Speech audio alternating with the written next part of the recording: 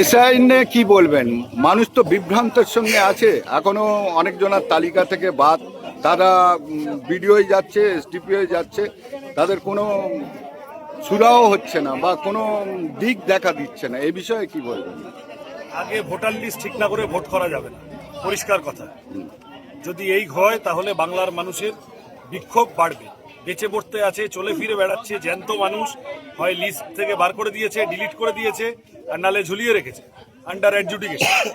BJP এখানকার নেতারা তাদের দিল্লির নেতাদের বুঝিয়েছিল যে বাংলাদেশি মুসলমান ঢুকে গেছে, এদেরকে বার করব আর ভোটে জিতে যাব।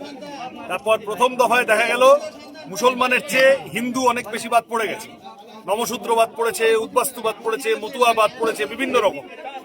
তারপরে এখন বিজেপি ওইটা ব্যাকফায়ার করার পরে এখন বেছে বেছে বিশেষত সংখ্যালঘু মানুষকে ডেকে হয়রানি করা, নাম ডিলিট করা, ভুয়ো দিস্তা ভুয়ো 7 নম্বর ফর্ম বিজেপির লোকেরা গিয়ে জমা দিচ্ছে বেঁচে থাকা মানুষদের নামে।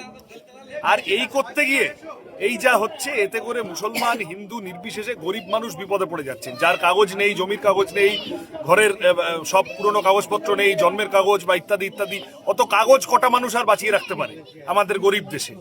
সুতরাং এই যে গরিব মানুষকে বিপদে ফেলা হচ্ছে, আর এইটা মমতা ব্যানার্জি মুখে লাভ দেখালেন, বললেন আমি বেঁচে থাকতে এসআইআর হতে দেবো না।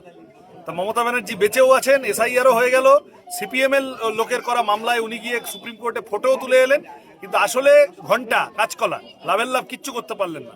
উল্টে কোর্টে গিয়ে এমন একটা কাণ্ড করে এলেন, তাতে করে এখন সুপ্রিম কোর্টে গিয়ে সব নাম যাচ্ছে, আর এই ট্রাইব্যুনাল কবে গিয়ে শেষ হবে, কি হবে কেউ বুঝতে পারছে না।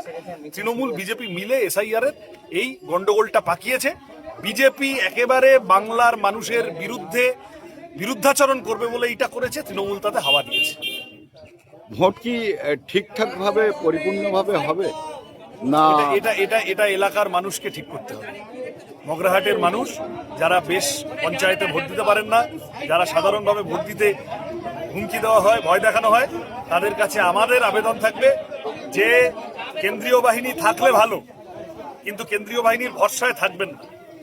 ওই কেন্দ্রীয় বাহিনী পাঠায় দিল্লি থেকে, আর দিল্লির সাথে তৃণমূলের সেটিং। সুতরাং কেন্দ্রীয় বাহিনী হলে ভালো, কেন্দ্রীয় বাহিনীর ভরসায় থাকবেন না। আপনারা নিজেরা দল বেঁধে সকালবেলা সমস্ত রকম ভয় ভেঙে ভোট কেন্দ্রে আসুন। আপনারা কতটা আশাবাদী?